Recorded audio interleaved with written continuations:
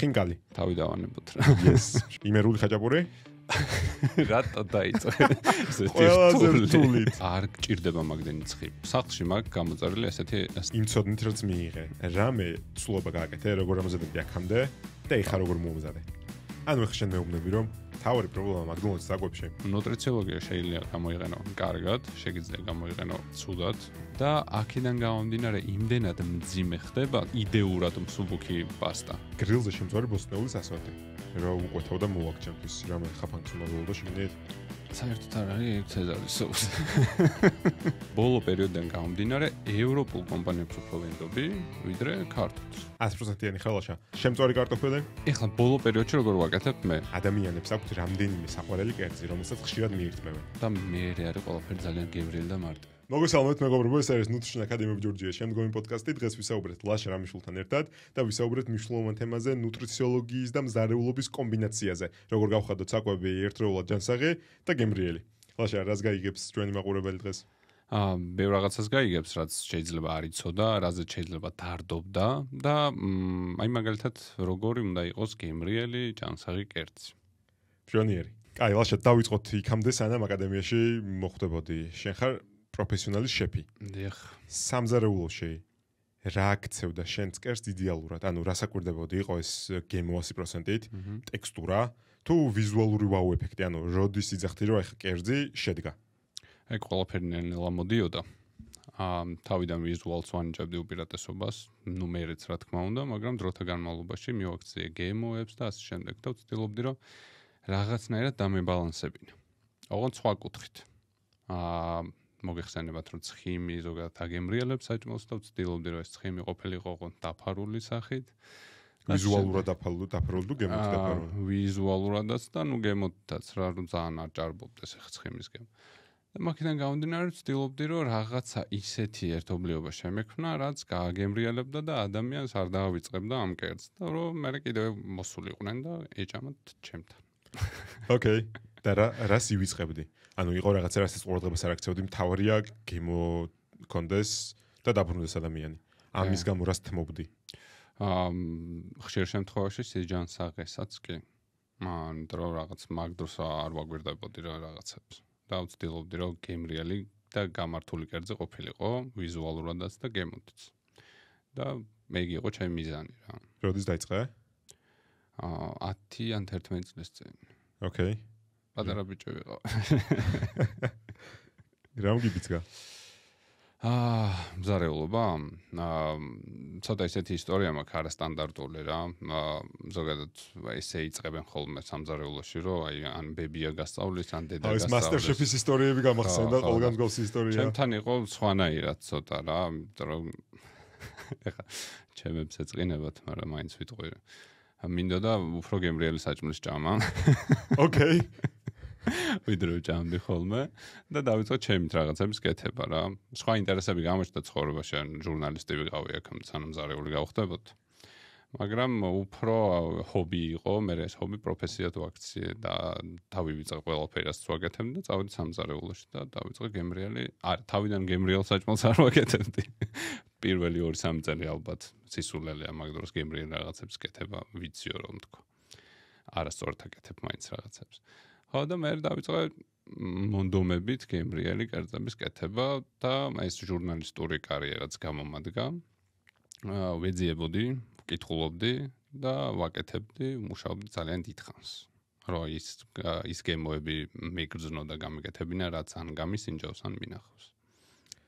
კაი, ანუ გემოს გარშემო ტრიალებდა შენი ღირებულებები. კი. აი, ეხლა წარმოიდგინე, გავიდა წლები.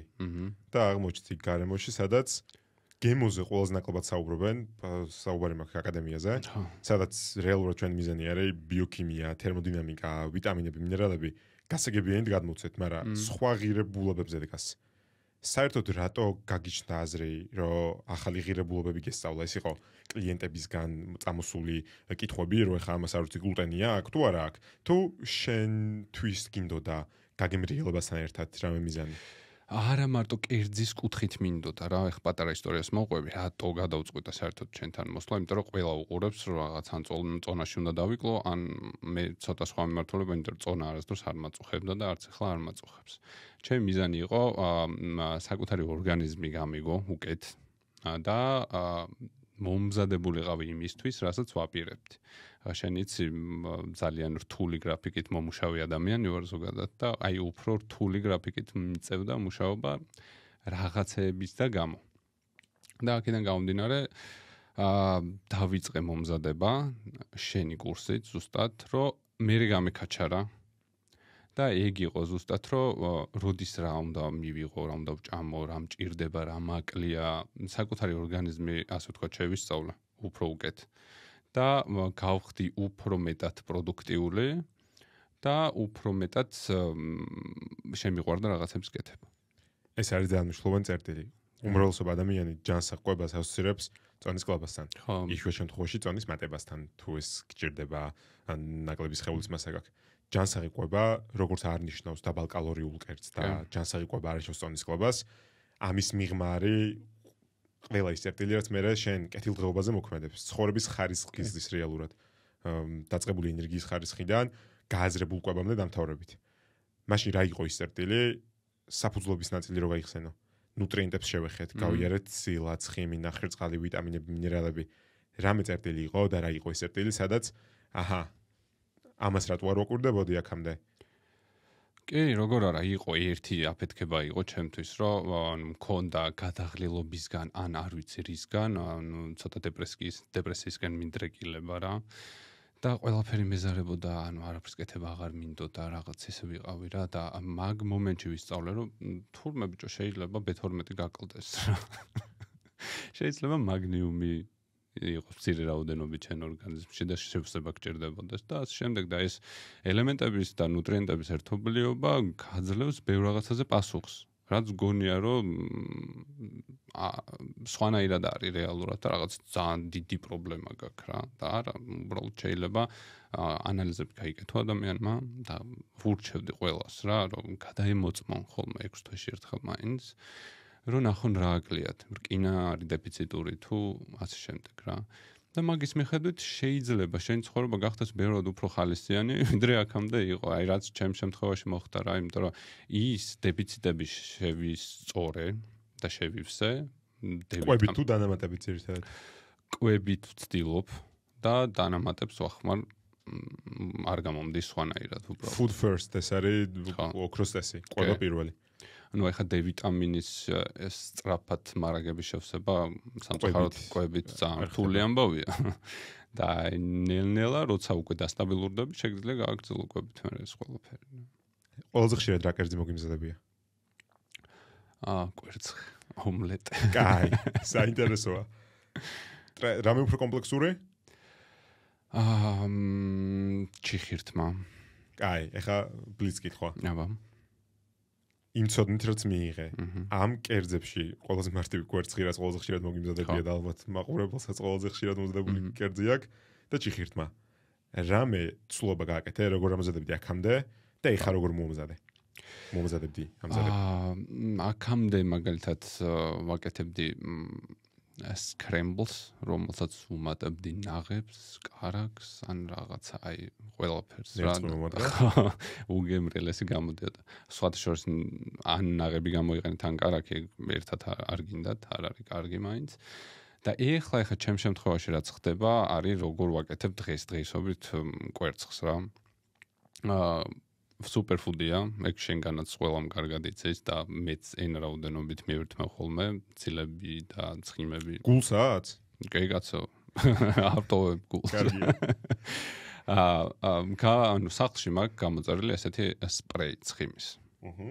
რომლითაც უკეთ ვზომავ რამდენი გრამი ცხიმი შეიძლება მოხვდეს ერთ შეშხურებაში და დაახლოებით 3 გრამი ცხიმია და ჩემთან ერთი შეშხურება ყოფნის. რაც იმას ნიშნავს, რომ ძალიან დაბალ კალორიულ კვერცხს მივირთმევ, 3 ან 4 წელი შეიძლება ერთ მომზადებაზე შევიწვო. მოხარშული კვერცხი არ მიყვარს სამწუხაროდ. ეხლა სპრეი ახსენე შემდგომში ხშირად მინახავს. ერთ-ერთი მარტივი სტრატეგია, როცა საქმე ჯანსაღყოფაზე მიდგება, იმიტომ რომ არ არის ჯანსაღყოფა უცლობა წონის კლუბა და პირიქით, მაგრამ კითხავს სვამ წინ რო პროდუქტი მინდევს, მინდა რომ რა კალორიებსაც მომცემს, საკმარისი ნუტრიენტებიც მომცეს მასთან ერთად. ხდება ხოლმე ხშირად ისე, რომ კერძს რომელსაც მივირთმევ, ანუ ყიდულობ ულტრაპროცესირებულ საკვებს, აქვს მეტი კალორია, მაგრამ საკმარისი ნუტრიენტები არ მაქვს. მე კითხვა ისმის, რა შეიძლება იყოს კალორიების არასაჭირო ზედმეტი კალორიების წყარო. ერთ-ერთი პასუხი შეიძლება იყოს მეტი ცხიმი. ანუ ვერ წარმოიდგინეთ რამდენად დიდი განსხვავება 3 გრამ ზეთსა და 13 გრამ ზეთ შორის, რომელსაც თუ ესე ბოთლი იღე და გადმოასხი ვერ აკონტროლებ რაოდენობას და სპრეით აკონტროლებ. კი, ეგ არის ძალიან კარგი გამოსავალი რა და არ გჭირდება მაგდენი ცხიმი. ტაფას გააჩნია? რა თქმა უნდა, კი. კაი, რას მეთქე? რამოდენიმე სახის ტაფა არსებობს და ყველა ტაფასზე შეგიძლია ერთი და იგივენაირად მოამზადო. აი stainless steel რაც არის ტაფა მაგალითად მაგას სჭირდება გახურებული უნდა იყოს, უნდა შეამოწმოს გახურების დონე და მაქედან გამომდინარე ისე შეწვავ როგორც არ მიიკრავს არაფერს, რა ჩვეულებრივად შეწვა. არის ჩვეულებრივი პრიალაზე და პირიანი ტაფები, რომელიც ალბათ ყოველდღიურობაში უფრო კარგი არის ჩვენთვის, იმიტომ რომ სპეციფიური ტექნიკები არ ჭირდება რა, უბრალოდ შეწვი და ოკეი. ალბათ ესე ყოველდღიურობაში გირჩევდით მაგ პრიალაზე და პირიან ტაფას. რომელიმე განსხვავებული ზეთის ოდენობა ჭირდება მაგათგან რომელიმეს? ტექნიკა ჭირდება განსხვავებული და ზეთი აღარ დაგჭირდება. თუ ტექნიკები არის, მაშინ ბევრ ზეთს მოიხმარ. გავიგე, არ იყოს ბებიის ნაკონი და არაფერს ვერ ჭირდება ბებიის ნაკონი ტაფებს, უბრალოდ შეიძლება ზეთის წყარო, აი რა მახსოვს სოფელში რო ჩავდიოდი, მქონდა ერთი ტაფა, რომელზეც მხოლოდ კარტოფილს ოვდნენ. ოღონდ ამ კარტოფილის შეწვას სჭირდებოდა საკმაოდ ბევრი ფინანსები, იმიტომ რომ ნახევარი მოთლი სიმინდისკი და მზესუმზირი ზეთი უნდა დახარჯული იყო ზემოდან. ანუ ესეთ ტაფა თუ არ არის მაინდა-მაინც გაუბედურებული ბრძოლებში, ნებისმიერი ტაფა, რომელსაც ვიყიდი, დავიწყო იმაზე ფიქრი, მაინდა-მაინც როგორი ტაფაა თუ ნებისმიერი წავა რა. ნებისმიერი წავა კი არ გჭირდება, ეხლა პროფესიონალი მზარეული არ ხარ და დღეში არ აკეთებ 100 სახეობის კერძს და ყველაფერი კარგია. პროფესიონალი მზარეული რო ვიყო, რომელსაც აურჩევდი? Stainless steel. ოკეი. შენიერი. ეხლა მინდა პატარა თამაში გავაკეთოთ. ძად ხარ? გაუშვი. ეხლა გეტყვი, რაღაცა გასტროინჟინერიაში შევალთ. 5 კლასიკურ კერძს დაგიზახელებ. რომელსაც როგორც წესი არ ვფიქრობთ რომ გამომჯობესოთ ქართული კერძებია. ან ვერ მომჯობესებთ, ან კრეხელობა დიცვლება ქართული კერძების გამომჯობესება ტრადიციული.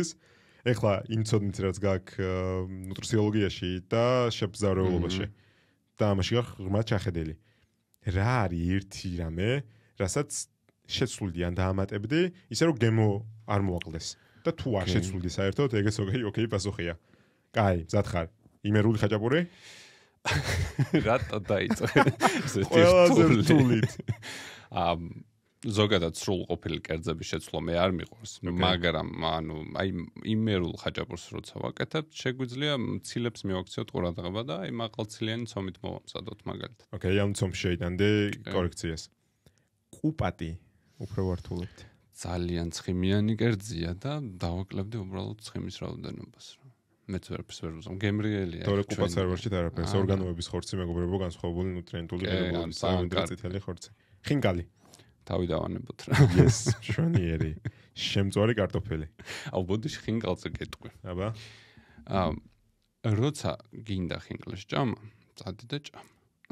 როცა გინდა ჯანსაღი კვება და მსგავსი რაღაცები და პრიორიტეტული კვება მოდი ესე დავარქმევდი, მოერიდი და სხვა რაღაცა ჭამ. ოკეი, და არის დარდო ბევრი ხინკლის სტრუქტურაზე. შემწვარი კარტოფილი? უფრო ხშირად მოხმარებად კერძზე. ეხლა ბოლო პერიოდში როგორ ვაკეთებ მე, რაც უფრო მომწონს და ბევრად გემრიელია ჩემთვის. ხარშავ და შემდეგ აეროგრილში ვწვავ. ეგ იმას შვება, რომ არ არის გამოფიტული კარტოფილი, არის ხრაშუნა, გარედან, შიგნიდან რბილია, უხდება ტყემალი ძალიან და ოკეი ვარ, მან ძალიან მომწონს. ეგეთი. ჯერ ხარშავ და მე აეროგრილში რამდენ წუთს ეჩერებ დაახლოებით? სადღაც 10 წუთი ვხარშავ. ოკეი. და 10 წუთი ვწვავ. თუ დააკლდება, სულ ეგ არის? ხო, არ უნდა მეტი. ადუღებულ წყალში. ყოველთვის როცა კარტოფილი მომზადები ღუმელში, ღუმელსაც გააჩნია აეროგრილში. გამომშრალია, ეგ დიდი პრობლემაა და ვისაც ურჩევ არ მინდა ეს გამომშრალი კარტოფილი და ხინკლის არ იყოს, როცა კარტოფილი ჩამოვიდა, მაგრამ ჭამო კარტოფილი. ეგ კარგი რჩევაა, მაგას გავითვალისწინებ. ნიგუზიანი ბადრიჯანი. ძალიან კარგია ნუტრიენტულად და დავანებოთ დავი. ანუ 4-ის მაგერად შეგვიძლია 2 ვჭამოთ თუ რაღაცა მიზანი გვაქვს. რაოდენობა ვაკონტროლოთ. ხო. კაი, ეხლა აქედან გამომდინარე მაქვს შენთან კითხვა. ყველაფერში გეთახმები რაც მითხარი და ეს ორი წერტილი არ ვიცოდი. ქართული ტრადიციული კერძები. ჯანსაღია? აი, სიჯანსაღეს რო შევეხოთ რაღაცნაირად. ჩემთვის სიჯანსაღი არის პრიორიტეტული. რა მჭირდება გააჩნია და რა მჭირდება ჩემ ორგანიზმს. რა აქედან გამომდინარე ქართული კერძები ჯანსაღი არის. და ძალიან გემრიელი კერძები. ცხიმიანი არის და რთულად მოსანელებელია და მოკლედ გირთულებს რაღაცებს, მაგრამ ძალიან კარგია. 100% გეთახმები. ამაზე აქვს ყოველთვის შოკი. ამ კითხვას ქართული კერძი ჯანსაღია, ტრადიციულ კერძებზე მაქვს საუბარი, ხა ჩამოთვალე, მერული ხაჭაპური, კუპატი, ხინკალი და ასე შემდგომ. და მე რა კითხვა ისმის, კაცო, ჯანსაღი რას ნიშნავს? და ჯანსაღი ნიშნავს იმას, რა მჭირდება. და ეს ჩვენ ჯანსაღი ყვებაც ხო არ არის სწორხაზოვანი მიმართება.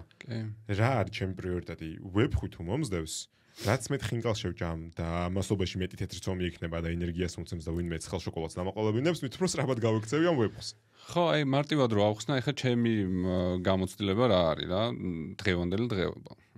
3000 კალორია მჭირდება მე რომ დავიკლო. ფქვილს რამეს ვერჩი? 3000 კალორია ჭირდება ლაშა რამიშვილს იმისთვის რომ დაიკლოს. ანუ კალორიულ დეფიციტში ხარ 3000 კალორიაში. ნუ ერთ კვირაში 3 კილოს არ ვიკლებ, მაგრამ ზომიერად მივივარ 2 კილო დაკლებული მაქვს და ჩემს წონას ძალიან კარგად ვაკონტროლებ. ჭამ ყველაფერს, ვარ ბედნიერი და ვიღებ იმას, რაც მჭირდება. ხო და აი მაგას ვამბობდი. ხაჭაპურთან მიმართებაში. ფქვილი ცუდია? არა. ყველი ცუდია? არა. აქვს ხო, ბევრი დადებით თვისება, რაც გჭირდება. დრავი შეკარი ეგ ყველაფერი და გამოაცხვე, ანუ არის ხაჭაპური. უბრალოდ აქვს მაღალი კალორია. შედარებით ბევრი ნუტრიენტი შეიძლება სხვა რაღაცებიდან მიიღო, მაგრამ თუ არ გჭირდება, ჭამე ხაჭაპური. ზუსტად. ანუ აქ კალორიები, მაგრამ ნუტრიენტებიც ბევრი აქვს. საქართველოში ჭარბწონიანობის სტატისტიკა არის საკმაოდ მაღალი. 65% სასრულობის არის ჭარბწონიანი ან სიმსუქნის მქონე. სიმსუქნე როგორც BMI-ის მიხედვით ჭარბწონიანობის შემდგომ. ჭარბწონიანობის სტატისტიკაში არ ჩამოგრჩებიან ევროპაში მედიტერიანული ქვეყნები და შენ იცი რომ მედიტერიანულ ხმელთაშუა ზღვის დიეტა ერთ-ერთ ყველაზე ჯანსაღყვების სტილად ითვლება სიოს ხანგრძლივობისთვის. კითხვა ისმის კაცო, რა დააშავა ამ ყვების სტილმა? ქართულ ყველა კერძში, ტრადიციულში, უმრავლესობაში კალორიებთან ერთად მაქვს ნუტრიენტებიც. ამიტომ მე რეალურად მენეჯმენტი შემოდის ქცევაში და რაოდენობაში. და არა თვითონ ქართულ კერძში. სუფრის სტრატეგია ერთ ყვებაზე თუ შემიძლია 100 კალორია მივიღო, ეგეც შენი ყოველდღიური ბალანსი. ამიტომ როცა საუბრობთ მეგობრებო, ჯანსაღია თუ არა ჯანსაღი, რას ნიშნავს ეს არა ჯანსაღი?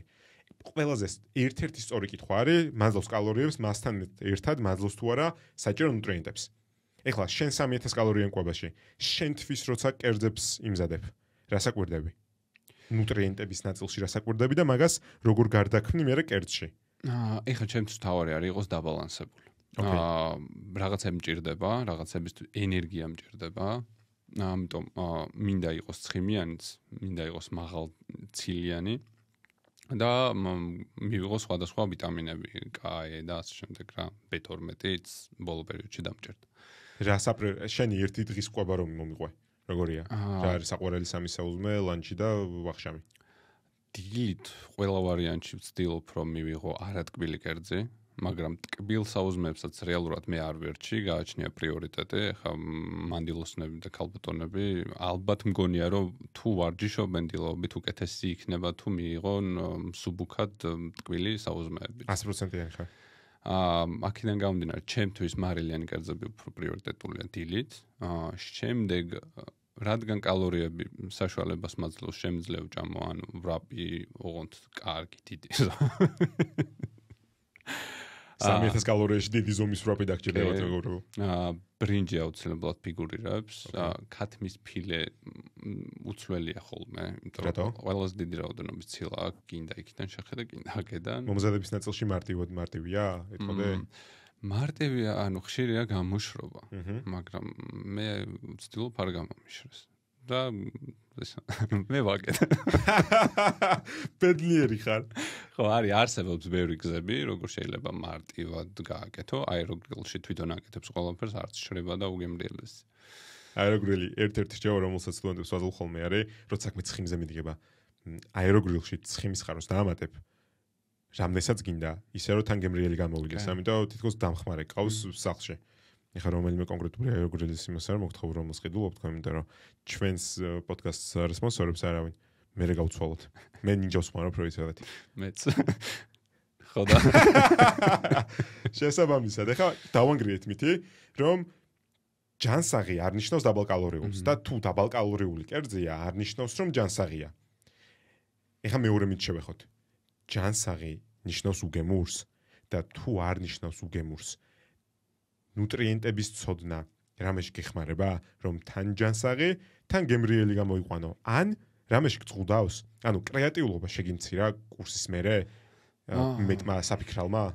კი არ შემიმცირა, აფეთქება მოხდა მაგ დროს, ბევრი რაღაც შევცვალეთ, ბევრი რაღაცას დავფიქრდი, ეხლა ამ მომენტში რა მჭირდება, როგორ უნდა გავაკეთო და მინდა რომ გემრიელად მივირთვა რა და აი ბევრი შეამჩნევდა ჩემს ვიდეოებში, რომ ხშირად ვხმარობ ბერძნულ იოგურტს და მაწონი ცოტა გვერდით გადავდა. იქიდან გამომდინარე, რომ მარტივი პასუხი მაქვს მაგაზე რა, არ მინდა ვინმეს რამე ეწყინოს, მაგრამ ცილა მეტი აქვს, სტრუქტურა უკეთესია და ხშირ შემთხვევაში უფრო იაფია. და ბოლო პერიოდიდან გამომდინარე, ევროპულ კომპანიებს უფრო ვენდობი, ვიდრე ქართულს. სამწუხაროდ. აქედან გამომდინარე, კი, ვაპრიორიტეტებ ბერძნულ იოგურტს.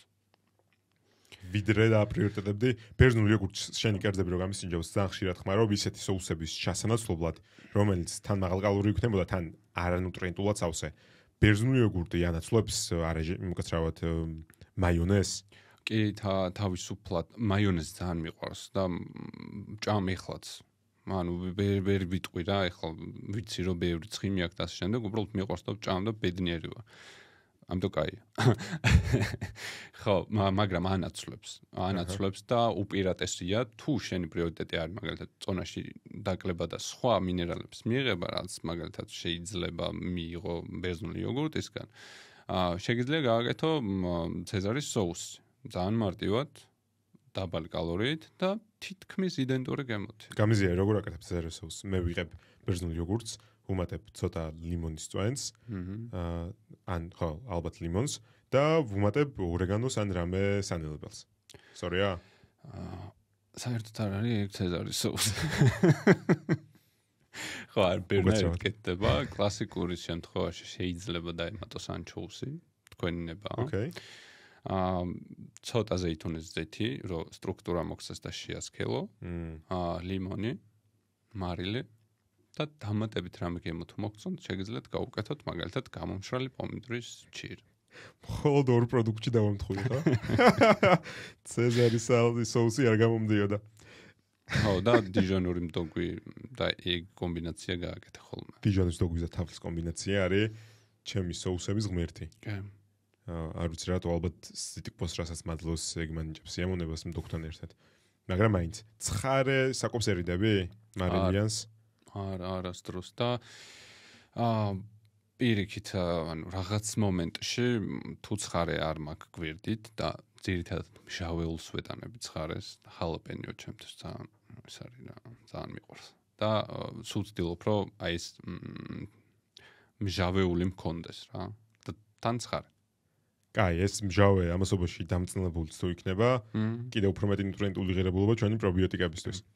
ეხლა ამ პოდკასტს უყურებს, ან უსმენს ორი ტიპის ადამიანი.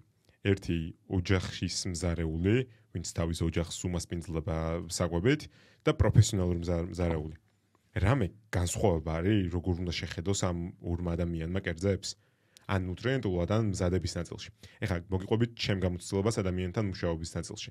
როგორც წესი, ადამიანი, ვინც სახლისთვის ამზადებს საკვებს ოჯახისთვის. მოდი ამ ნაწილს შევეხოთ. ადამიანი სახლში ამზადებს საკვებს თავისთვის და ოჯახისთვის. ოჯახისთვის დამამზადებელი საკვების პრიორიტეტში ვინც აყენებს დიდი ოდენობით საკვებს ამზადებს, რომელსაც ალბათ ხვალს გამოვიყენებ, გეგმა და ადამიანი, ვინც აკეთებს თავისთვის, აკეთებს თავის პორციას, ან თუ არ აკეთებს და მეორე დღის საკვების მიღება არ უყვარს, მერე ზედმეტი დანახარჯი აქვს. ამათ რას ურჩევდი? რა გაითვალისწინონ ნუტრიენტების ნაწილში, იმასთან ერთად, რა ქვია, გემოებთან ერთად. ერთ რჩევას რასაც მივცემდი, მაგალითად სახლის მზარეული ცოტა ისე ხარს. ანუ დიასახლისი იქნება თუ ჩვეულებრივი ადამიანი, ვინც სამზარეულოში სახლში აკეთებს საჭმელს, გადაერთონ ასე ფრანგული გამონათქვამია მიზანპლასი. ოკეი. ანუ ინგრედიენტების მომზადებას, შენახვას და ამ ინგრედიენტებით მერე კერძის დასრულებას. როგორ რაღაცას გულისხმობ. ეხლა ჩემთან ოჯახში ესე იყო ხოლმე. წვნიანს გააკეთებდნენ, იყო დიდ ქვაბში. შეჭამდა ორი ადამიანი, მერე ამ წვნიანს ისევ აცხელებდნენ. შეჭამდა, მერე ამ წვნიანს ისევ აცხელებდნენ. და ეს წვნიანი ბოლოს თუ მაკარონი იყო წვნიანში, იყო აი ამ ხელ. და როგორც წესი იყო? ხო. კარტოფილი, ანუ ყველაფერი იყო გადახარშული, გაუბედურებული და მოკლედ ყველაფერი დაკარგული ქონდა. ხო და უბრალოდ პატარა პორციები შეინახეთ, ანუ პორციები შეინახეთ და პორციულად გააცხელეთ. ან პორციულად შეწვით. ანუ ინგრედიენტები შევინახო რეალურად. ხო. და ინგრედიენტები შევურიო მე ერთმანეთს, რომელიც უკვე მზა არის. ანუ უნდა დაასრულო კერძი. და დასრულებული კერძი არ უნდა აცხელო ყოველთვის. და ანუ შეწვის დროსაც ეგრე არის რა. ეხლა ჩემთან მაგალითად სახლში მაგის ვიდეოც უნდა გავაკეთო საერთაშორისო. მზარეული როგორ მუშაობს სახლში. ანუ ჩემთან არის ესეთი მდგომარეობა, რომ რაღაცა კერძები მაქვს დაყოფილი, ინგრედიენტები, ზოგი გაყინული მაქვს, ზოგი მაცევარში მიდევს და როცა რაღაცა მჭირდება, თუნდაც წვნიანი, ყოველთვის მაქვს ქათმის ბულიონი მაგალითად გაყინული. და ამ ქათმის ბულიონით ვაკეთებ მერე წვნიანს. და აი ესე ვყოფ ყველაფერს რა. და ბევრად გემრიელი. დროს გიზოგავს თუ დროს გართმევს? დროს ზოგავს იმ შემთხვევაში თუ კვირაში ერთხელ მაინც დავუთმობ ამ ყველაფერს დროს და მერე არის ყველაფერი ძალიან გემრიელი და მარტივი. კოუჩინგის პრაქტიკებში რაც ჩვენ გავიარეთ, პირველი კითხვა გავიეთ ცილა, ცხიმი, ნახევარწყალი, მათი კომბინაცია და რა მჭირდება. გავიგე რომ უგემური არ ნიშნავს დაბალ კალორიულს და ჯანსაღს. მაგრამ ყოველდღიურობაში რა ხდება?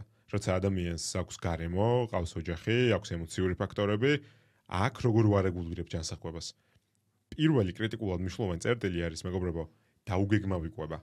დაუგეგმავი კვება როგორც წესი ხდება ხოლმე წყარო მეტი არასაჭირო კალორიების, ნაკლები ნუტრიენტების ფონზე, დაუგეგმავი კვება ხდება შემდგომ უკვე პორციის გადაჭარბების და ამასობაში რაც ყველაზე ცუდია, მივიღე პორცია და ამის მერე დანაშაულს გრძნობ იმისთვის, რომ დაუგეგმავად ვიკვება და ჩემ მიზანს ვერ მივყევი. მით უმეტეს თუ მჯერა რომ უგემური უნდა ყოფილიყო ჩემი საკვები თუ ჯანსაღია და გემრიელი იყო, ეს ემატება ჩემ ნეგატიურ განცდებს და მერე ვანებებ თავს ყველაფერზე ფიქრს, ბოლომდე მივირთმევ იმ ტორტს და მეორე ურჩება ცველოდები ახალი სტრატეგიის დასაწყებად.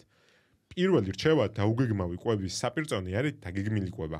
მაგრამ ახლა ადამიანებს აქ აქვთ ძალიან დიდი წინააღმდეგობა, რომ როგორ რას ნიშნავს დაგეგმილი კვება. მაგალითად, ყოველთვის ვერ წავიღებ სადილს სამსახურში სახლიდან, იმიტომ რომ დრო არ მაქვს. აი, დრო არ მაქვს რას ნიშნავს? ამიტომ ძალიან მნიშვნელოვანი მგონია წინასწარმომზადება, რომელიც კვირაში ერთხელ გართმევს X დროს, რომელიც მთელი კვირა გაზოგინებს 10x დროს. კი ბატონო. ამასობაში ნაკლები ემოციური ნეგატივი გაქვს და ამასობაში პროდუქტიულობა გეზრდება. კი. ანუ მეთანხმები. კი. მაგაზე შემიძლია ერთი რაღაცა ვთქვა. მაგის კეთებაც რთული არის, იმიტომ რომ თუ დისციპლინა არ გაქვს ადამიანს რაღაცებს ვერ აკეთებ, მაგრამ არის ყოველთვის გამოსავალი. ეხლა შენ მითხარი უბრალოდ სწორს ვამბობ თუ არა, მე როგორ ვიქცევი რა, ხშირ შემთხვევაში. დაუგეგმავი კვება არსებობს, იმიტომ რომ ყველა ესეთი ცოცხალი ადამიანები ვართ, ყავს მეგობრები და ყავს ესეთი ადამიანები, რომლებიც გვეუბნებიან ხოლმე, რომ აი მოდი ახლა ეს ტორტი ვჭამოთ, ან ეს არ გინდა ვჭამოთ, ან ასე შემდეგ. ჩემ შემთხვევაში ეს კალორიები ჩდება არ მაქვს გათვლილი ერთ დღეზე. მაქვს კვირეული კალორიები. ან თუ ეხლა მაგალითად ყოველდღე ვჭამ რაღაცა 3000 კალორია ნაკლები უნდა მივიღო, კვირაზე ვანაწილებ, იმიტომ რომ დაუგეგმავი კვების გარეშე არ ხდება, მაშინ უნდა გამოიკეტოსად. რაც ბევრად უფრო რთულია და მე მეგობრებსაც კარგავ. აქედან გამომდინარე ვცდილობ, რომ კვირის კალორიულ დეფიციტში ჩავჯდე, ერთი დღე ვჭამ, მეორე დღე შევასწორო და ასე შემდეგ და არ მაქვს ხოლმე cheat day, მაქვს ხოლმე cheat meal. და სავსებით ბუნებრივი და უკეთესი ვარიანტია, რომ ფორმაში იყო და არ ამოვარდე. 100%-იანი ხელაშა. მაშინ როცა ყველაფერს კვირაზე ვერ გადავამრავლებთ, კალორიები შემიძლია დავთვალო კვირაზე. მაგალითად, ახლა შენ თუ მეკითხავ დღეს 6 საათი მეძინა, ხვალაც და ზეგაც და შაბათ-კვირას რო 12 საათი მეძინოს და აბალანსებს, ალბათ ვერ დააბალანსებს, შეიძლება დაგჭირდეს 12 საათი, იმიტომ რომ ვერ გამოფხიზლებ. მაგრამ დანაკლისს ძილს ვერ დააბალანსებს. მაშინ როცა კალორიებს უყურებთ როგორც ბანკს, ბანკში ჩადებულ ინვესტიციას, წარმოგიდგენთ 5 დღე კვირაში ყოველ დღე მოიქეცი, რამდენი კალორიენ დეფიციტში ექცევი. 3000 იღებ დეფიციტში, რამდენი გჭირდება რეალურად ბალანსისთვის? ბალანსში რო ვიყო? ბალანსში რო იყო. კვირაში თუ დღეში? დღეში. 3200 მაინც მინდა. დღეში ექცევი 200 კალორიენ დეფიციტში. 200 კალორიენ დეფიციტი 6 დღეში ნიშნავს 1200 კალორიენ დეფიციტს. ეს ნიშნავს იმას, რომ კვირა დღეს შენ თუ მეგობრებთან გახვედი ვიღაცამ შემოგთავაზა პიცა ხوارი გამოვიძახოთ და რა თქმა უნდა გამოვიძახოთ არის პასუხი, იმიტომ რომ ჯანსაღყვება არ ნიშნავს მეგობრებს დაშორდი და ადამიანები მის პიცას მიირთმევენ ნარაზროს დაელაპარაკო, ეს არ არის ჯანსაღყვება. 1200 კალორიის ანგარიში გაქვს ბანკზე წარმოიდგინე. იმ 1200 კალორიიდან მოხსნი 600 კალორიას, კვირაში 600 კალორიის დეფიციტში დარჩე, შენც ბედნიერი ხარ, შენი მეგობარიც და პიცაც გემრიელი იყო, რომელიც მიირთვი.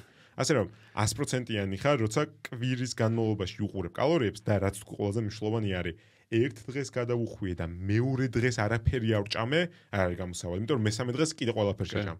და ჩით მილიკი აღარ გამოგივა. გამოგივა ჩით დღე. და ეხლა მოდი ვიდაოთ, რამდენი კალორიის მიღება შეგიძლია დღეში. რა სიტყვი? ძალიან ბევრის. ძალიან უზომოდ ბევრის. ერთ კვებაზე ქართულ სუფრაზე ხა ახალი წელი მოდის, არ ვიცი, 3000 კალორიას მიიღებ, ალბათ მიიღებ. მით უმეტეს თუ სუფრაზე შემოგეძინა მე გაიგოზე და ამატა. როცა ჭამ და მაგარი რო შეგიძლია.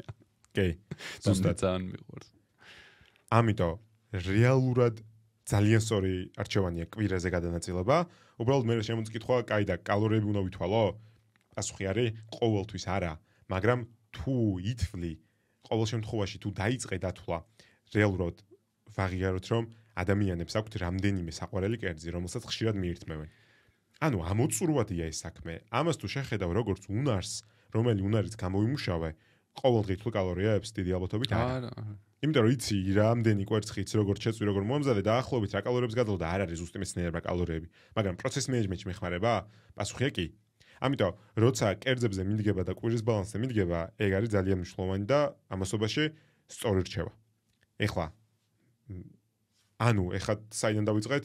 წინასწარ დაგეგმვა, დროს მართმევს ერთხელ და მინ თავისუფლებს 10 ჯერ მაგდენ დროს თელ კვირის განმავლობაში. შემდეგი თამაში ზუსტად ხარ? კი, ერთ რაღაცას ვიტყოდ, იმიტომ რომ მე რო ვახსენე მაგალითად 3000 კალორია არის ჩემი დეფიციტი თქო და 3200 ან 3300 კალორია მჭირდება რომ ნორმაში ვიყო. ხალხმა შეიძლება დაფიქრდეს რომ ძალიან ცოტა არის, ხო? ანუ რეალურად მე რას ვაკეთებ და რას ვურჩევდი ყველას, რომ ეხა მე არ ვემზადები ბანკეტისთვის, არ ვარ სპორტსმენი. ჩემთვის მნიშვნელოვანი არის ერთი და იგივე წონაზე დავრჩე. დავიკლო მაგალითად ჩემი მიზანი ახლა დავიკლო 6 კილო. ამას ეს მაგ გაწელილი ალბათ 4 თვე მინიმუმ არის 6 კილოს დასაკლებად. და ეს რას ნიშნავს რა, იმიტომ რომ ადამიანის ორგანიზმს კერძოდ ცხიმსაც გააჩნია მეხსიერება. და აქედან გამომდინარე იძებს ყოველთვის კომფორტულ მდგომარეობას. თუ ნაკლებია იმატებს, თუ მეტია იკლებს ხშირ შემთხვევაში. ჩემთვის არის ის, რომ აი ეს იყოს მისი მეხსიერება, რომ ეს წონა იყოს მისი მეხსიერება. მაგას ვაჩვევ ახლა, რომ მეტჯერ აღარ გამექცას, იმიტომ რომ იყო პერიოდი, რომ ძალიან გამექცა წონა რა. და აქედან გამომდინარე, მგონია რომ ეგ უფრო სწორია. ვიდრე ესე სწრაფად ერთ თვეში დაიკლო 5 კილო, 6 კილო და მერე გავიდეს პერიოდი და ისევ ძალიან მალე გახდე ის ძველი ადამიანი. საკმარისი დრო მიეცით თქვენს სხეულს ახალი ნორმების შესაგუებლად. აქ ორი ნაწილია ჩართული: ფიზიოლოგია და ჩვევები. საკმარისი დრო მინდა რომ ჩვევა ჩამოყალიბდეს ისეთ ქცევად, რომელიც ყოველდღიურად განმეორებად იქნება, ისე რომ ზედმეტი მენტალური ძალისხმევა აღარ დამეხარჯოს.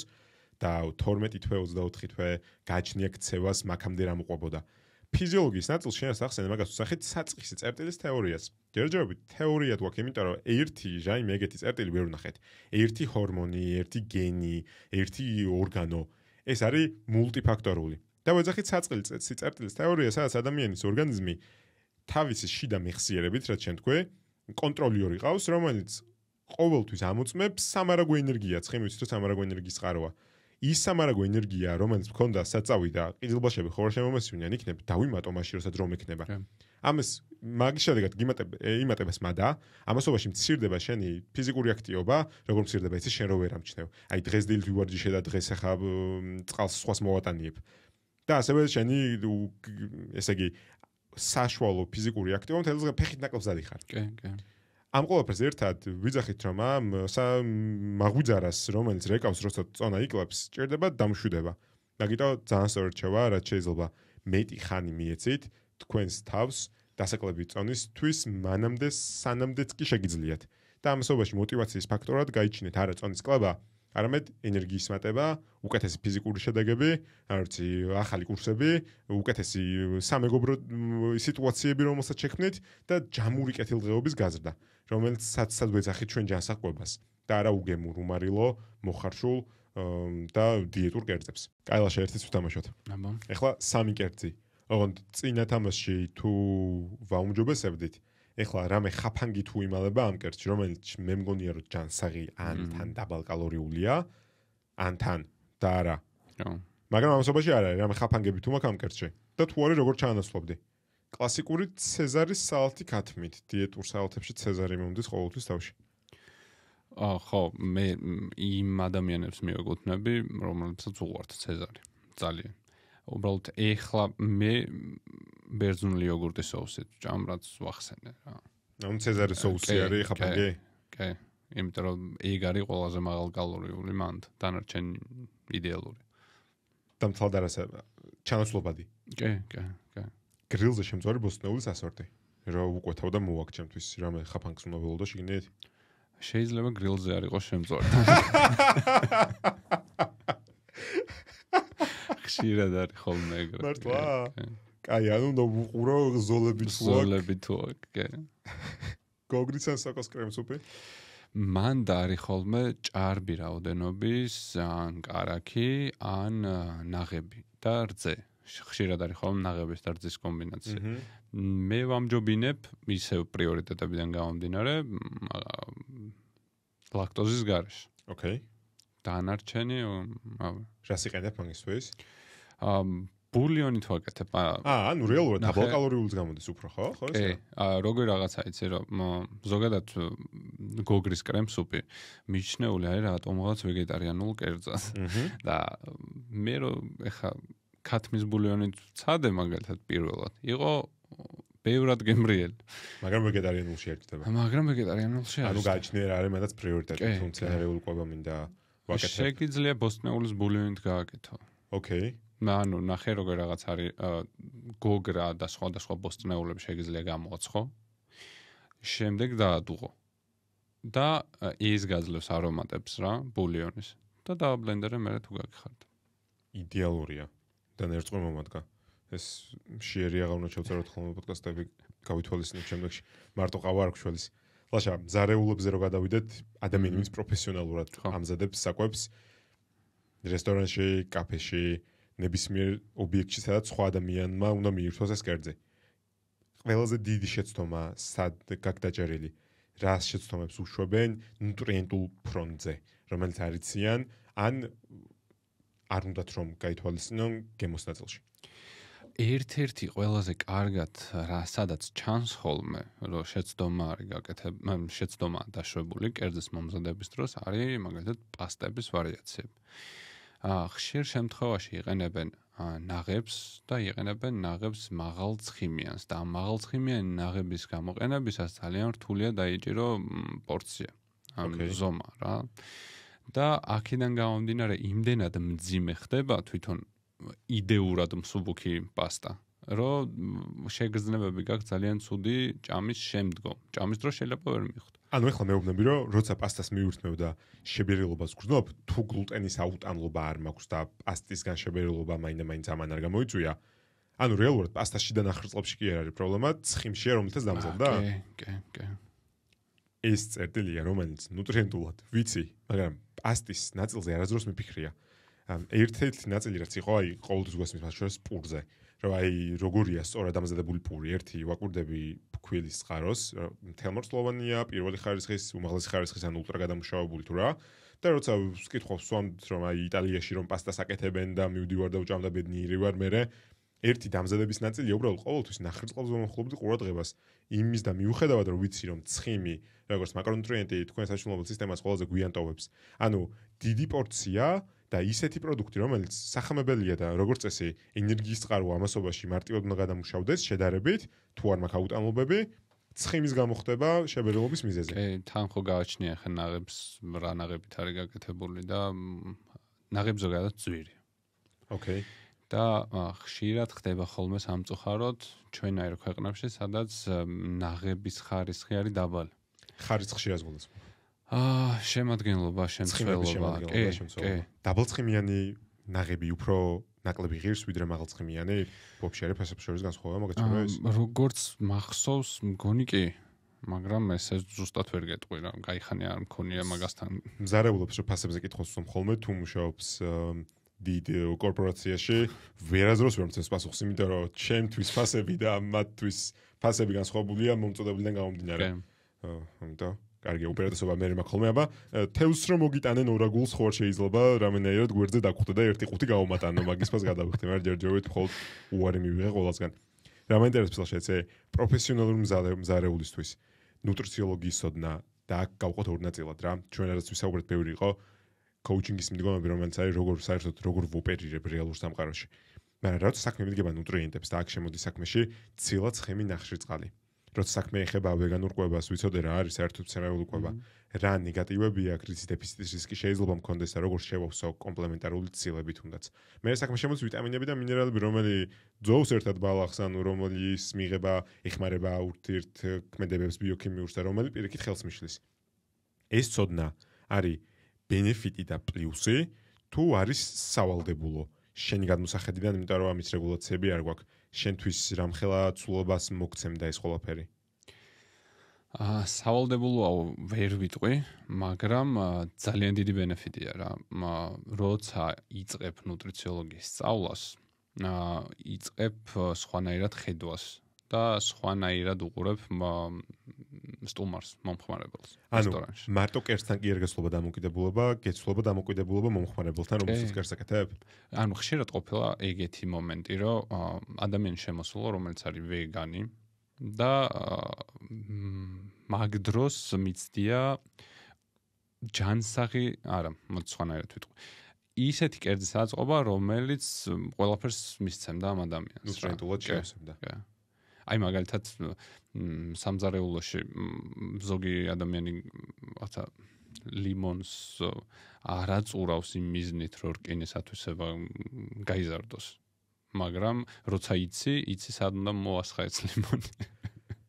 ძალიან მიხარია, იმიტომ რომ ეს არის წერტილები, რომელიც წერტილების როგორც წესი კულინარიაში ტრადიციულ კერძებშიც გათვალისწინებულია, მაგალითად არც სამარხო კერძებს რო გადახედო, არის ლობიო, პარკოსანი, რკინის წყარო ერთ-ერთი მცენარეული და ამასობაში კიდრი პომიდორი სალათა მიდოს გვერდზე, მაგალითად პომიდორი როგორც C ვიტამინის წყარო.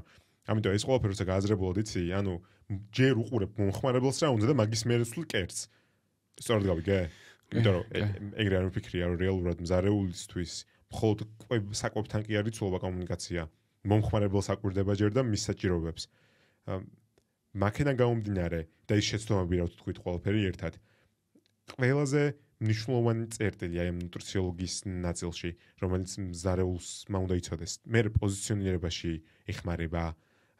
ნახე, აქ მე რას ვფიქრობ რა.